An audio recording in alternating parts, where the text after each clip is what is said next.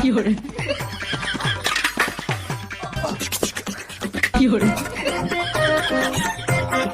আমার বালতি চুরি হয়ে গেছে। তার মানে পাড়ার কাকিমারি কাজ। এবার শুধু ধরবো না, বড়টাও বাজাবো।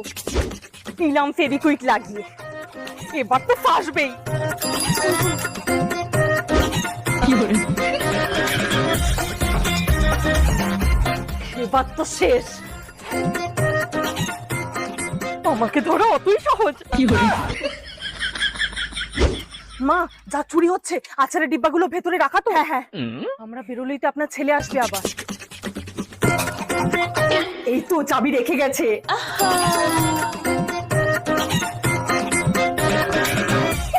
মালগুলো তার মানে যায়নি, লুকিয়েছিল।